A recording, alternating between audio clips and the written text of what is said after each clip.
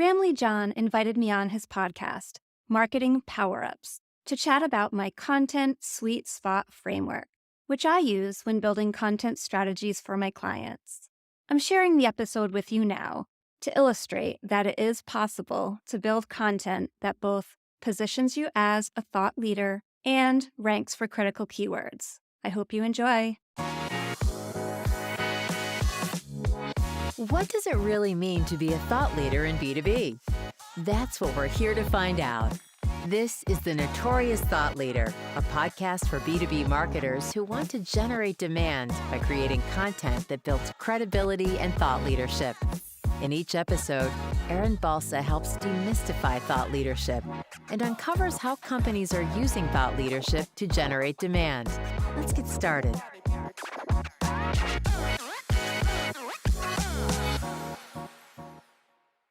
Thank you for jumping on. I really do appreciate your time. I'm excited to talking about marketing power-ups. Let's talk about marketing power-ups. We're going to be talking about content sweet spot that you're going to be sharing about that, really helps companies build content, rank on SEO, but build thought leadership content. Before we do, I'm curious how you define thought leader. You have this show. You've really doubled down on the term thought leader. You're amazing at it at LinkedIn. You've been sharing a lot of content around this. People have this misconception that it's someone who just talks about themselves all the time. And I feel like that's not necessarily the case. I'm curious how you would define what a thought leader is. Great question. And that's essentially why I started my podcast back in August, is because, about 3 or 4 years ago, I started to slowly see this real interest building up in the marketing space, at least among the B2B SaaS companies that I work with and I'm, friendly with. And the trend was, I was noticing that these companies were starting to rename their blog the Thought Leadership blog. And I was noticing that more prospects were reaching out to me, specifically asking if I could help them create thought leadership content. And I thought that was really interesting. I started to see some freelancers and agencies. Now they're not just offering content writing, they're offering thought leadership content writing. And, I really wanted to understand why was this happening. At the same time, there's this huge misconception. I'm seeing people talk about thought leadership and thought leadership content on LinkedIn, and they're talking about completely different things. So, for Right. example, some people are saying you have to be an executive to be a thought leader. Some people are talking about, you have to have subject matter expertise. And some people are saying that's not true. Some people are saying, you need to write a book to be a thought leader. You need to be on stage. It has to be a person. It can't be a company. And there's all these different confusions and misconceptions. And I really wanted to start to kind of take an investigative approach to get to the heart of the truth. So I started my podcast, The Notorious Thought Leader, and I start every episode with the same question, and that is, what the fuck is thought leadership? And I intentionally So use good. the F word because it gets to the heart of this It's true. is bullshit. Everybody wants Mm. this thing, but nobody seems to be able to agree on what this thing is, right? So since I've done the show, I have come to the conclusion that everybody defines thought leadership differently. And even people who are successful marketing leaders and content leaders, they can drive success and they can help individuals in their organization or their organization be seen as a thought leader, Right. even if they're not traditionally doing what I personally would label thought leadership activities. So let me share Sure. a few definitions with you. For example, I talked to Tracy Wallace, and she talks about, what it is to build thought leadership for your brand is to be really customer focused and to consistently publish really unique educational content. So when we say unique, Tracy means using insights from your internal subject matter experts, Right. Yeah. interviewing external subject matter experts. And that over time, if you do that consistently, will generate thought leadership. I will say that her company that she works for, Klaviyo, they also do original research and they do research reports. Right. which is more my definition of thought Mm, leadership because it's something kind of net new. right. And then I talked to Tara Robertson from Chili Piper, and what she was defining as thought leadership is really about sharing, best practices that you have developed through actually doing the work yourself. So they run a lot of tests at Chili Piper and they share the learnings with their audience who are also marketers. So ultimately, that's peer to peer thought leadership, right? It's like marketing leaders running these tests, sharing their learnings with other marketing leaders. And then there's some people who really say that's not thought leadership, that's just table stakes. That's Interesting. what you should be Right. doing. That's just good content. So, for example, Steve Watt from Seismic came on the show and he said, and I really love this definition. He said, and I'm not quoting him. I can't remember anything that directly, but he essentially said that thought leadership is like map making. It's either illuminating a new destination that people have never seen before or showing people a new way to reach a familiar destination. So And I good. really love that because that really Yeah. aligns with my own personal view of what thought leadership is, right? What I will say before I give my own definition is that at the end of the day, perception is reality. Mm, So a lot of this depends on who your audience is. For example, if I go on LinkedIn and I start sharing educational best practices about content marketing, and I sprinkle in my own first person stories from leading content teams for 8 years, there are people who have called me a thought leader, but that's not thought leadership. That's just interesting. sharing educational best practices, Mm, in my opinion. Now, at the same time, if your audience is CFOs and you're just sharing, basic best practices about finance, the audience of CFOs is not going to see you as a thought leader, right? So it really depends on perception, who your audience is, who you're right. trying to win over, and how they define thought leadership.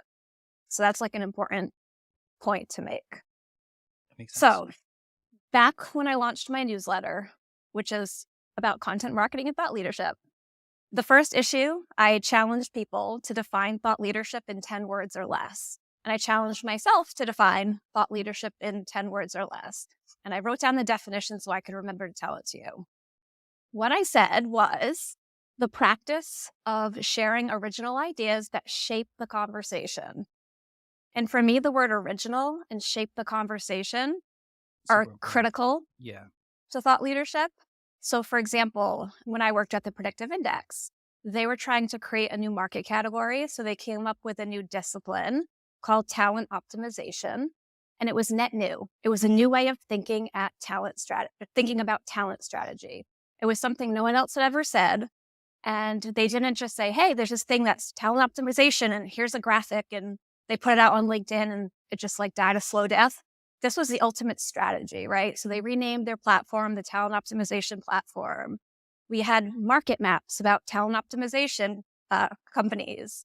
We had maturity models. We had courses and certifications. So we went like all in on talent optimization, which was ultimately showing people what's broken in the human capital management space and how you can apply talent optimization principles to solve for those problems. So that for me, teaching people how to do this new discipline is like a perfect example of what thought leadership really is. Really, really fascinating. It must be an art also to come up with a new name. Like talent optimization makes so much sense because we're trying to optimize, marketing. We're trying to optimize things, processes. We should also Yeah. optimize talent, and talent sounds like a positive vibe to it as well. Yeah. So there's definitely an art to naming things. Would you agree? Yeah. I remember when we were going through the naming process and it was this long period. It was like a lot of thought and debate went into that for sure. Another misconception I hear often around how thought leadership and SEO is mutually exclusive, where you have your SEO thing here, you have your thought leader thing here, and maybe they connect at some point. But I'm curious what your thoughts are on how thought leaders and SEO ranking on search engines connect with each other.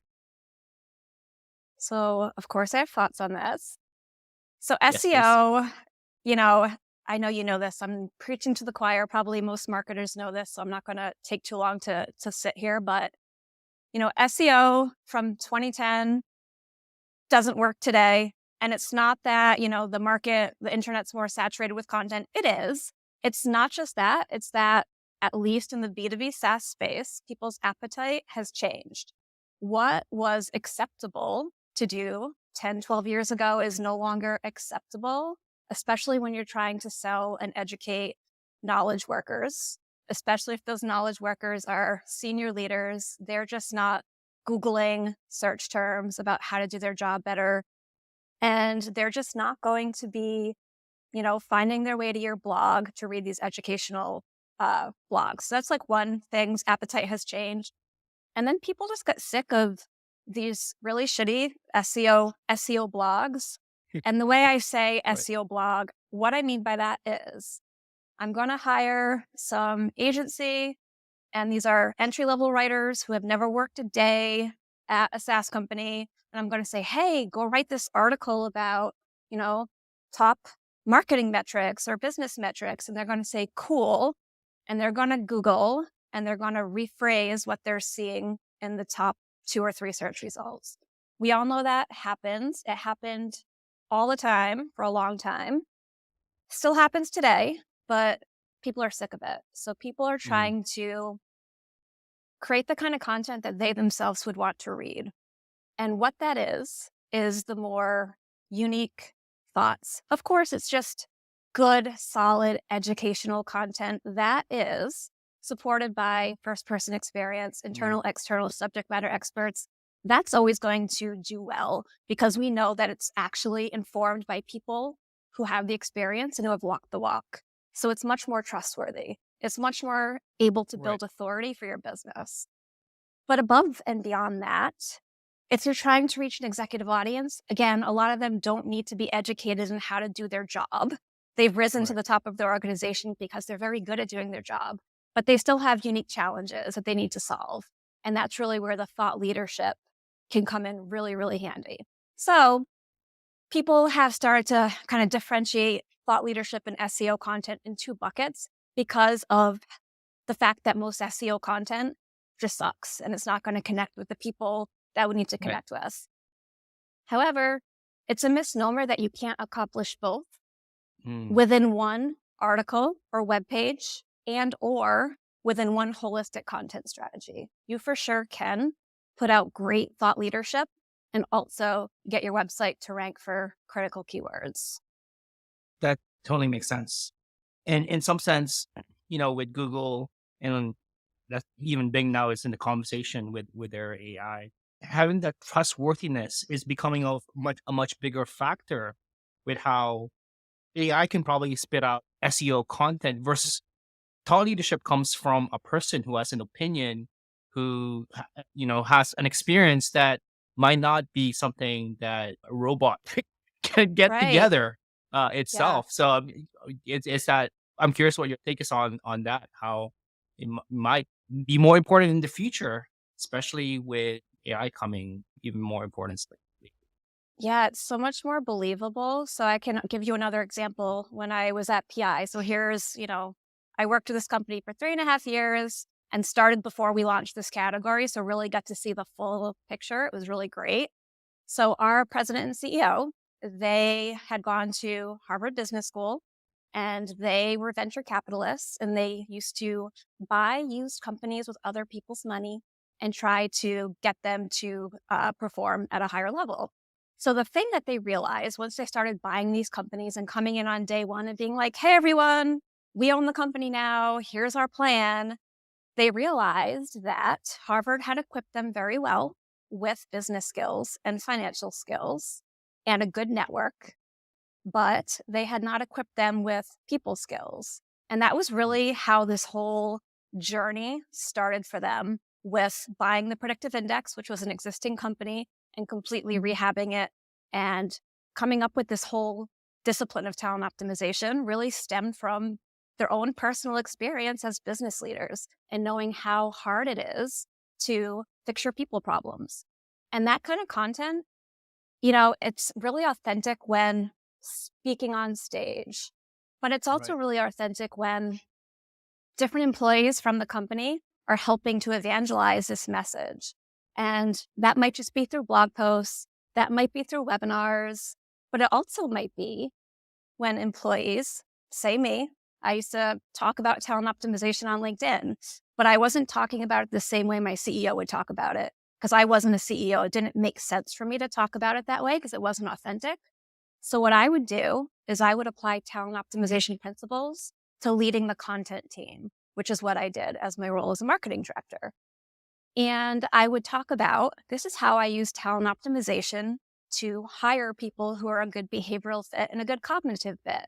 This is how I use talent optimization principles to A, B, C, D.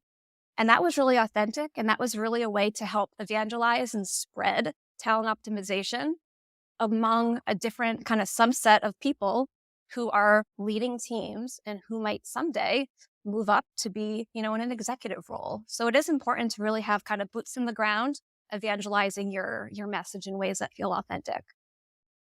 I feel like this is leading to the content sweet spot, how this is like a perfect example of the four elements that come together in your content sweet spot framework that you shared on LinkedIn, also on your new newsletter, which I'm gonna link in the description. I'm a subscriber, big fan.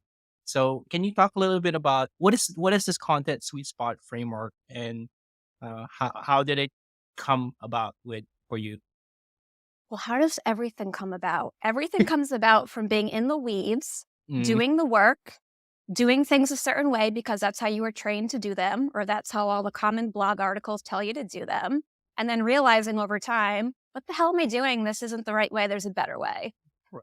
And that only can come through experience. I definitely would not have been able to come up with this 4 years ago. So that's just how it came up. It came up through me actually doing the work 40, 50 hours a week for years and just realizing that there was a better way. That said, I never really finish learning or growing. So I'm sure in a year or 2 years from now, I might have iterated my content sweet spot and maybe we'll Nice. be back here talking about it then. But essentially, think of it like a Venn diagram, but with four circles. So there's piece 1, 2, 3, and 4, and the intersection in the middle is a sweet spot. So this can be applied to one web page, and it can also be applied to an entire content strategy. Right. So the first component that you need to have, and not in every article necessarily, but it could be applied to an article, is your product. So what do I mean by this? Well, every piece of content that you create should map to your product. It doesn't mean it needs to talk about your product directly. It doesn't mean that it's going to necessarily show people, here's how you accomplish X goal with X product. It just means that if it doesn't have anything to do with what you sell, even like tangentially related, you probably shouldn't be working on this piece of content. Mm, But what I really love to do is come up with a content strategy that maps to the product in different degrees. Sometimes it really is about showing people, it might be like a video series that is like the science of X product, and you're actually walking people through as much as you can disclose without giving away too much proprietary information, the science of the platform. Like, what is the science that powers this platform? And this is really for sales enablement.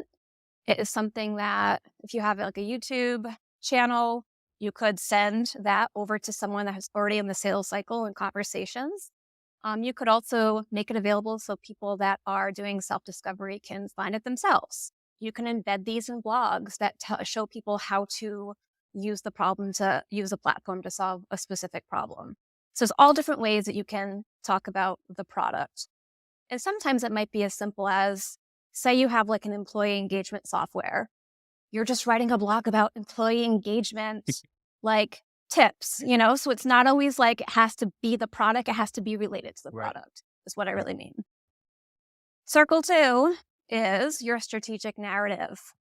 And this is ultimately, your could be just a one slide. Some people have a one slide narrative, some people have a 50-slide narrative. Whatever it is, that's kind of what defines why you exist as a company and how you're uniquely positioned in the market. And it's usually, if you've done a good job with it, a compelling story. And it's something that should be woven somehow into most of your content. even if it's just a little sentence or a little phrase, it kind of underpins the why you are educating the market and why you have this product. So when I'm talking about an article, it might be just like a simple phrase. If I'm talking about a content strategy, I might be thinking, how can we get maybe some data points or maybe some subject matter expert quotes about the topics that we talk about in our strategic narrative so that we can make the story more robust, so that we can sprinkle these quotes and these data points throughout our website. And then the third circle is your original idea. Mm. This is, again, the thought leadership piece. This might be, we ran a report, we surveyed 500 leaders in the space, and here's what we found. It's a lot of data storytelling. It could just be something like, we came up with this discipline of talent optimization. It could even be something as simple as this content sweet spot, right? So this is something that I put together. It's not revolutionary. It's not talent optimization, but it's something that might be interesting because it's a different way to look at content strategy building. And then the fourth is the high value keyword. So does every single article or web page need to be optimized for search? No. Some companies might not even have SEO as like a major channel that they're using, and that's fine. Like, it's not necessarily a must for every single business. It really depends on, who's your audience, who's your economic buyer. Are they Googling things? Are they not? Like, there's just so many things to consider before you decide whether or not to invest in SEO. That said, a lot of companies do want to have some sort of search presence. And Right. so it's a matter of finding the right keywords and working that into your strategy. And it doesn't mean that every single web page or blog post needs to be optimized. I love you're totally right. I think I love how it all ties the different pieces together. I feel like there's probably a lot of like product marketing, like work, strategic narrative tied into it that really helps build trust and makes Right. your it makes the content even stand out because there's once again an opinion and there's an original idea, like you mentioned, to the piece itself. You already brought up the example with predictive index with talent optimization. Can you is there any other case study that you can share of this concept applied? It can also even be the one at predictive index and how this four circles tie neatly back to the word talent optimization. Yeah. So I'm working with one of my favorite long-term clients, which is Intellum, and they're an ed tech platform. Super awesome. So they ultimately, what they do, let me just give you like a super short context. So you can use this platform for educating your employees, your customers, or your partners. And ultimately, it's digital learning, right? So it could be anything from live instructor-led training within the platform to self-serve courses, etc. So, why are they different than the competitors, like an old-fashioned LMS? Well, because they see LMSs as old-fashioned, static, boring, etc. That's all feeding into their strategic narrative. So that's going to be some messaging that we're beating the drum in different content pieces across time, right? And then the original idea would be, a research report. So last year we worked on a report with their learning science team about organizational education. And that is a term that we coined, right? So nobody else is talking about that. They're talking about customer education or employee education. But that doesn't make sense for Intellum to talk about that because they're doing all of that, which means they're doing organizational education. So the report was titled Transforming Organizational Education Initiatives from Cost Center to Profit Center. And that was really timely, with everything that's been going on with the economic downturn Right. and layoffs and tight budgets and et cetera. The whole gist was essentially that as an education initiative leader, your initiatives have to drive ROI. You have to have like measurable outcomes like reduce customer churn or improve partner success. And of course, if you can improve revenue at the end of the day, that's like the ultimate metric. So we're teaching people, in a sense, that that's important. But then we're also surveying all these education leaders, trying to uncover what are the specific best practices that are driving success. And we're sharing those. And at the end of the day, a lot of those map back to our platform capabilities. So, for example, leaders that are building a formalized curriculum based education initiative are more likely to see outcome A, B, and C. Guess what? We can follow that up with sales enablement content because Nice. our platform actually enables you to Right. build a curriculum based and formalized learning initiative. So that's tying in the product piece. And then the SEO piece would just be optimizing some content to Mm. get found for specific search terms. I love that example, particularly like I is relevant to me. I create courses for AppQs and previously created free courses at product led, but this really like Yeah, the I've strong taken it. opinion around how education is could be a profit center for a lot of companies, and that really original idea really makes it stand out there. So thank you for sharing Yeah, and I've that taken your insight. course, so I know all about your courses. Plug to West Bush. I don't work for him anymore, but I'm still a big fan of what he does at product led. Yeah. Thank you so much for that.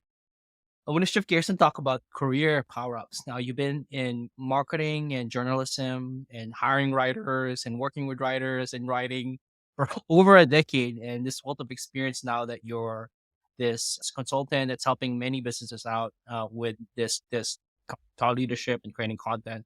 I'm curious, what's a power up or several power ups or tips or advice that's helped you particularly accelerate your career to go to the next stage and level up essentially in your journey, career journey. So, gosh, I've been thinking about this lately. So it's great that you asked this. And before I give my answer, I just want to preface it with the fact that I didn't get into this career until I was 30.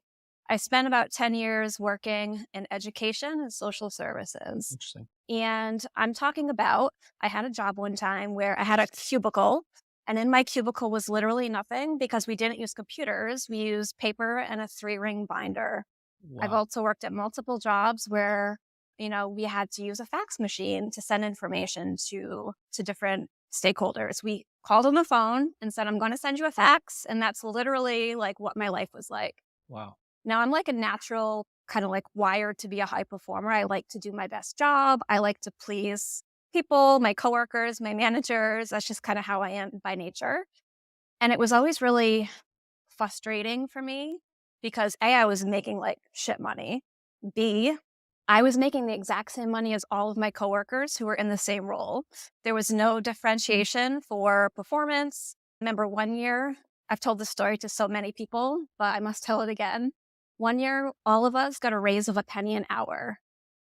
What? So talk about a smack in the face. Here I am, Yeah. like doing this amazing job. And for the most part, my bosses would make comments like, wow, like you've made so much impact. You've made so many improvements. Because I'd come in and be like, this is ridiculous. Like, why is this run this way? Here, this is a better way. Or here, I updated this form or whatever it was. And the thing was, I'd get so bored so fast and I'd always be watching the clock. And I always felt like I was in the wrong place and I didn't really know what to do about it because I had a teaching degree, So I never really found myself in my 20s. And then finally, I found myself when I hit 30. I started a blog just for fun. At the end of my day job, I'd write on a blog. And then one day I was at the hair salon reading my like favorite local city magazine that told you like the cool places to eat and drink and shop. And I noticed that they were hiring an assistant editor. So I applied by just sending a link to my blog and I got hired. And that's kind of how I got Wow. my foot in the door. Nice. And ever since I got into this world where I'm actually working my passion, like something I'm just Mm. naturally good at and I'm able to grow and develop and there's so many opportunities for career growth within the different companies that I have found. It's been like life changing. So aside from what I'm going to say for like my career power up, I think it's important to find the right environment because some environments are set up to kind of hold you back Mm. and prevent you from being your best Wow. self. And some environments are going to be like the soil that waters you and you're just going to Love it. like grow as a person. And I found that and I was very lucky. And that really is something that I hope everybody finds at some point in their career. So in terms of like my actual power up, I think the biggest thing that is like a through line for me is doing things that scare you. Or I've done things Right. that have scared the shit out of me, and it's Mm. been career changing. To start, starting a blog Like, I don't know why I felt compelled to do this, but I was writing about personal things. I was writing about, you know, dating and different personal feelings that were in my head, and that takes vulnerability to put yourself out there like that, and it was scary, but it felt great. And it ended up landing me my first job and changing the trajectory of my life. You know, at the predictive index, I had this manager, Thad, who's still a good friend of mine. He's wonderful. And he pushed me to speak publicly. I was petrified. I hated it. And he's like, but he would push gently. And he'd be like, I really think you should, host this webinar, or you should blah, blah, blah. And one day I finally said, okay, I will.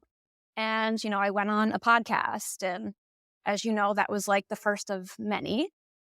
But I got over my shyness. And one of the things that he pushed me to do was we had a big learning center at the office. And we, at the time, had about 200 employees or so. And I held a monthly writing workshop open to the whole company. I ordered pizza, I did a lunch and learn. And I had people from all over the company in different departments that wanted to improve as a writer.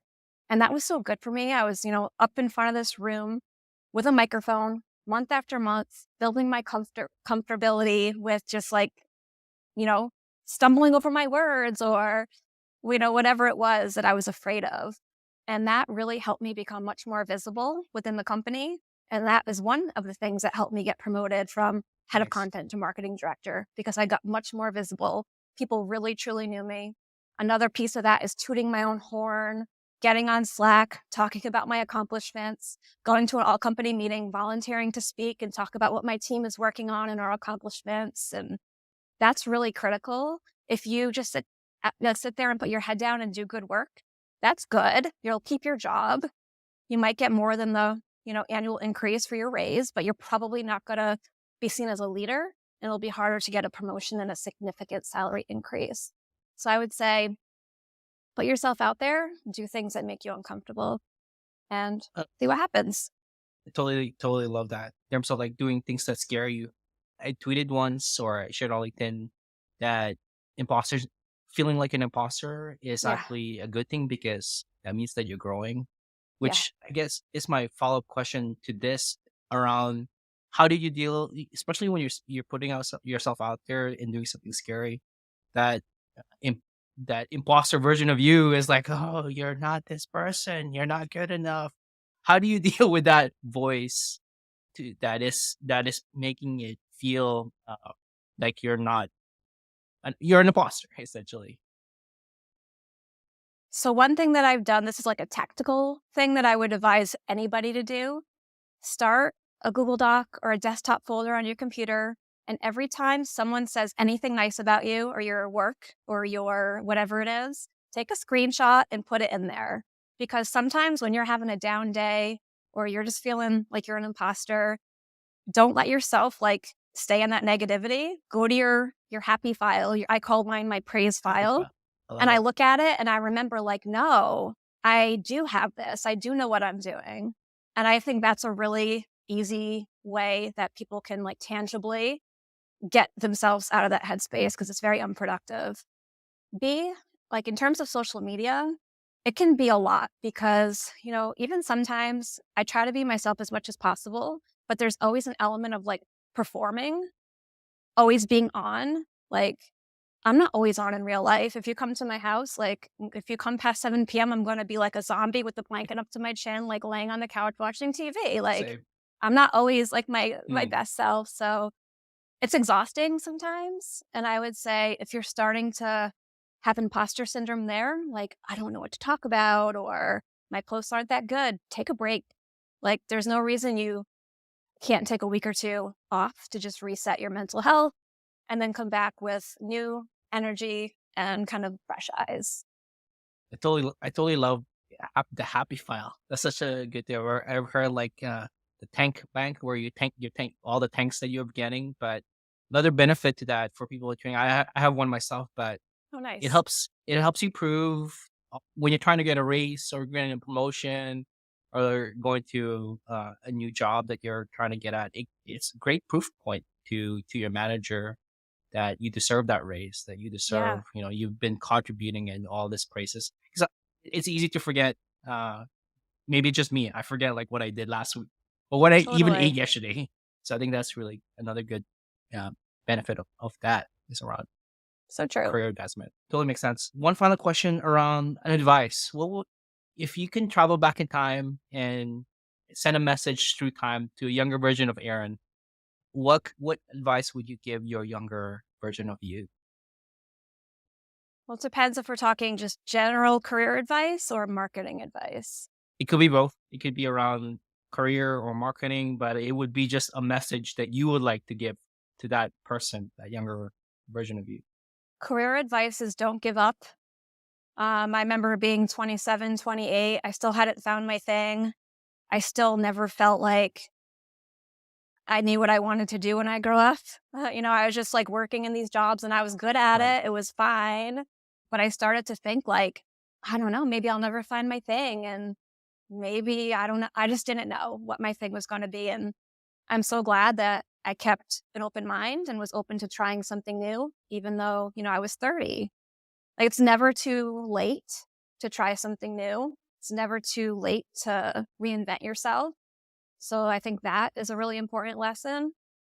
And then in terms of marketing, like younger me thought I had all these amazing ideas, but I didn't know what I didn't know.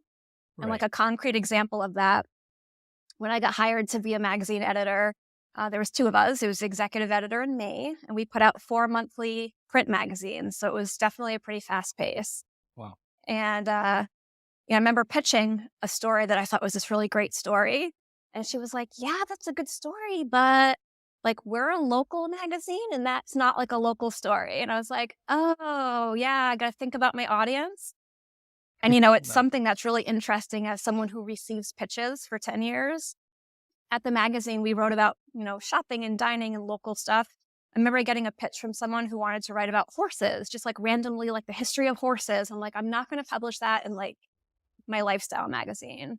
So Yeah. as it applies to marketing, like with everything you do, it's great to have bold ideas and it's great to think Mm, outside the box and it's so great good. to mix formats and do things that are going to surprise people. Like one time we had an event and it was a virtual event and we hired like this really cool DJ to play hip hop in between speakers. Like it's cool to do things that are fun and unexpected. But at the same time, at the end of the day, if you're not thinking about your target audience, like what the hell are you doing? So good. That's so two great pieces of two great pieces of advice. There's this conversation I had with a previous guest, Adrienne Barnes, how she just hit 40 this year. It's like, oh, I'm doing this new thing. It's like she sees it as a new chapter in the book of her life, and I feel like that's a good thing that I've been thinking a lot about as I'm about to hit 40 in a few years as well. So I think that's good. Don't give up. There's new chapters in your life. There's more to come, and it's better. Yeah. And the thing is, like, once you're hitting 40, on the other side of 40, you realize, like, oh, I'm really only like halfway through my life. Like, It's I true. might be working another 25, 30 years. So you still have so much So many. time Right. to accomplish what you want to accomplish. Like, you don't have to say, oh man, I got to write my book. I haven't written my book yet. Dude, you have like 25 more years to write your book. Calm down. So Like true. people think, especially, I don't know, I'm on the other side of 40. So I've had time to kind of process all of that. I've been through my midlife crisis and I have a different perspective now. There's still plenty of time. I love it. Thank you for getting real in this part right here. I want to wrap up now. Where can people find out more about you and your work? Your podcast, I'm going to be linking that, your newsletter, all of that stuff. And where can people find you on Twitter and as well? So I don't really use Twitter. I'm very active on LinkedIn and I'm the only Erin Balsa on LinkedIn. Nice. And if you Google my name, it'll pull up LinkedIn and YouTube and my newsletter and So everything good. else. Talk about like content sweet spot with you own this space around this your name. So thank you so much for coming on the show. Really do appreciate it. Yeah, thanks for having me. It's been fun. Thanks for joining us on this episode of The Notorious Thought Leader. If you're looking for more stories from marketers who are generating demand from thought leadership, then visit us at motionagency.io/notorious. See you next time.